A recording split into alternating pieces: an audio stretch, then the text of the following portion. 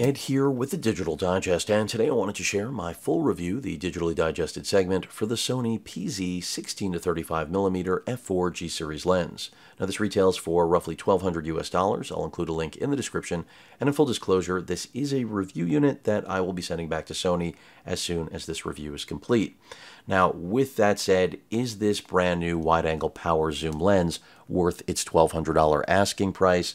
And I say it absolutely is. And if that's the only piece of information that you needed from today's video, well, you already got it. Now, if you want to know why it's worth it, stick around, because I have been waiting for a lens like this for quite some time. It's compact, has excellent performance. I think it's priced fairly competitively. It's not the least expensive option on the market, but it may very well be the best. If you want power zoom, it happens to be there. No optical steady shot, but best-in-class autofocus, especially for a lens like this with Sony's new XD linear motors.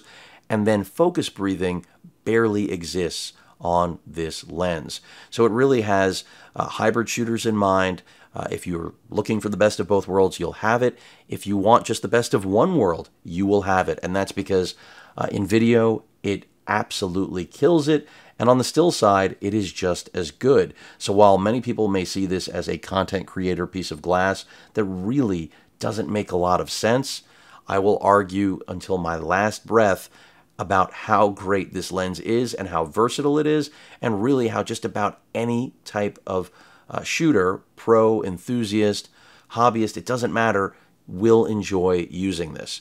And as someone with back problems, the fact that it is so lightweight, yet still incredibly competent, is just the direction I want to see more and more companies move in when it comes to their top tier, and in this case, budget-friendly glass. Now, you might be saying to yourself, but Ed, it's f4, and I don't shoot with f4. Now, for me personally, f4 is not an issue. Shooting here in the studio, lighting is not an issue. Even outside, I mean, what Sony's latest and greatest mirrorless bodies are capable of, pretty much, I'm not going to say it's an equalizer, but if you know you absolutely must have an f2.8 piece of glass, then you know you need that.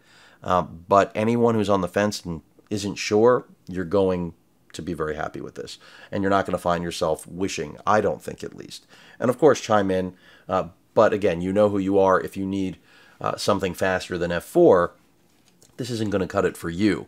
But beyond just being lightweight on Sony bodies like the a7 IV that I tested this primarily on, as well as my a7R4, it also is great for just about anything lightweight when it comes to possible drone footage, gimbal footage. There are so many applications where this lens is going to permit you to get shots that otherwise probably were not impossible, but very difficult, and now will be comparatively easy now that you have this incredibly light piece of glass.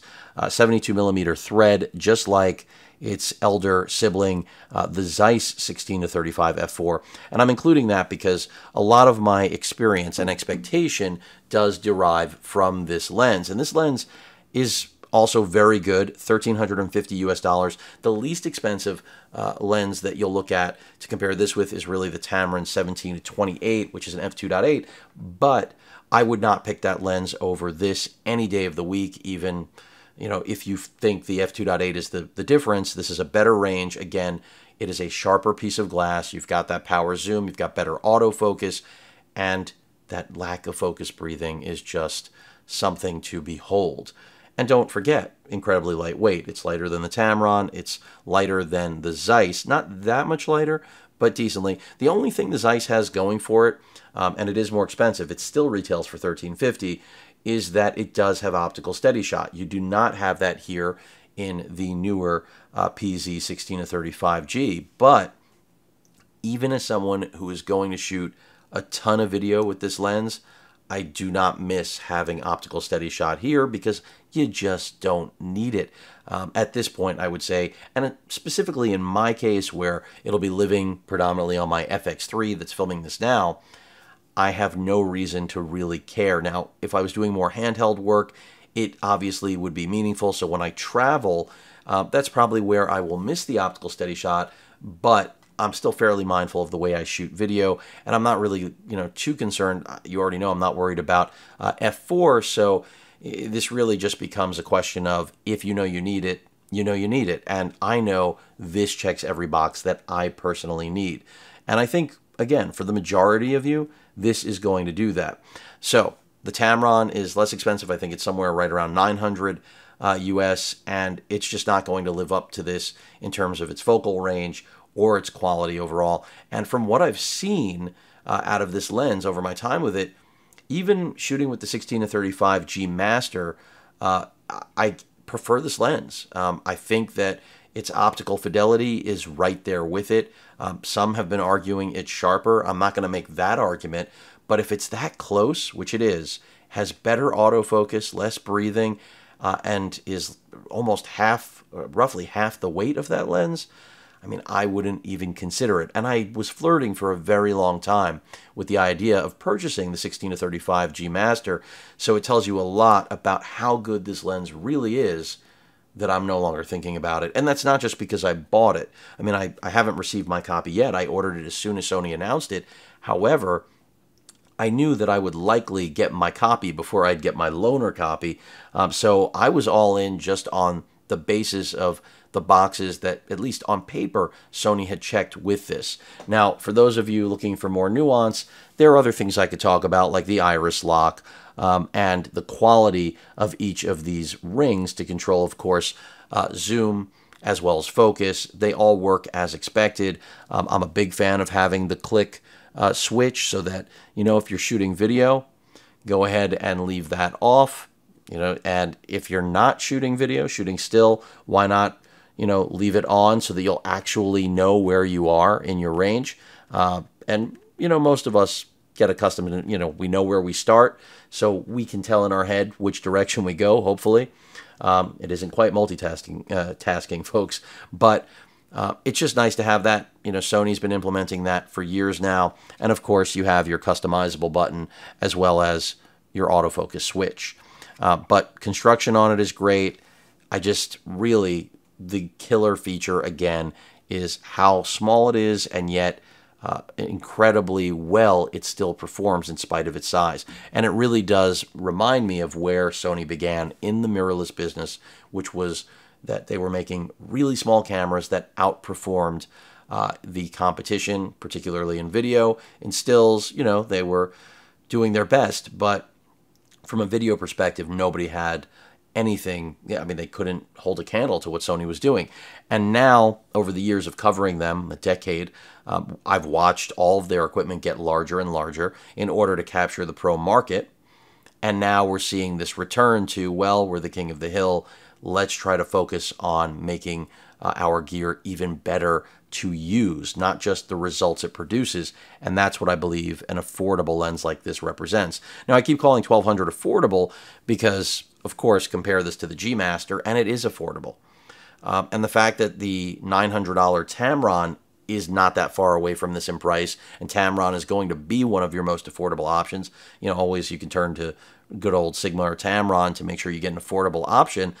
But this surprisingly is, an overperformer and an overachiever. Well, but it achieves. That's the good news. So again, comparing it to this lens, I think, most people will be happy with what this lens delivers for its price. But that was before the Power Zoom G series hit the market. I think now this is, it has to kill the price on this. I mean, I'd like to sell this lens now. I knew it was coming, but I'm not in the business of selling electronics. I'm in the business of reviewing gear. So someone's gonna get a sweet deal on this lens. It's still in perfect condition, and I still love it. But I know this is coming at the end of the month, and I'm not gonna say I would never use this again. It's still good to have this focal range. So who knows, if I can't get the price I want, maybe I hold on to it because it still is an excellent piece of glass. But this just rewrites the game for me in every single parameter. Again, it's better when it comes to sharpness. I didn't even mention the fact, which is really obvious, and anybody watching this who is thinking about these lenses already knows it, but now I'll mention it. The old 16-35, you're dealing with a zoom that is not internalized. It's a pumper. You spin that zoom ring and the lens extends, which I'm not a big fan of either. I don't have a problem with it, but if ever given the option, I'm always going to take an internalized zoom. It generally means, you know, less dust or opportunity for dust to get inside the enclosure. There are just some benefits, and of course, the lens doesn't get larger. And when you're shooting handheld, it's always nice to keep balance as tight as you can. At least that's my personal preference. And anytime you're dealing with a lens that extends, balance has to change and shift. And of course, with something wide angle, it's really nice to have something internalized that just gives you every feature. Now, here on the channel, the power zoom is a great thing to have. Out in the field, if you're doing video work, some people will say, oh, nobody ever uses it. That's just not true. There are all sorts of different creative ways that you'll be able to employ a power zoom. And if you don't have it, guess what? You can't do it. But if you have it, at least you have the option. So I just love that Sony built it in here. It's something that when they first started making affordable PZ glass, I was into it. In its infancy, it was a little bit rough. We are so far from infancy at this point. And remember, this is the first piece of glass from Sony with those XD linear motors. That's why the autofocus is so good, pretty much better than anything I've seen thus far. And that says a lot, again, for a $1,200 piece of glass. So I'm going to end where I started, which is that this is an absolute no-brainer. If you're shooting stills, it's excellent. Shooting video, it's excellent. And I've reiterated over and over again the performance that it delivers when it comes to autofocus. It's just, this is going to be my A lens here in the studio. And if that doesn't say how much confidence I have in this piece of glass and how easy it is for me to recommend it, I don't know what does. So, I love it. And I'm glad I already ordered it, and now I cannot wait for it to arrive. I think what ultimately becomes the question is, will I end up wanting a second one of these? Because while I was saying keeping this would be nice, realistically, I'd rather have 2 of these little babies, because I know that's just going to give me even better uniformity. And of course, also, if I want to go out shooting and leave one here in the studio permanently on the FX3, that might be nice to have that flexibility. But we'll see. I'm not going to get ahead of myself just yet. I'm just glad I've got one coming. And after watching this, again, if you have questions about it, I just think the best way now to find out is going to be to try it. Of course, there's plenty of content on this lens. I got it probably about 2 months later than a large portion of the community on YouTube, photographers and reviewers like myself. But I'm just really impressed. And for those of you wondering about performance camera to camera, so as I mentioned, I predominantly shot it on this A7 IV, which is a loaner. I feel like this is one of the best cameras Sony has out right now. It's one of the best cameras on the market in terms of hybrid shooting.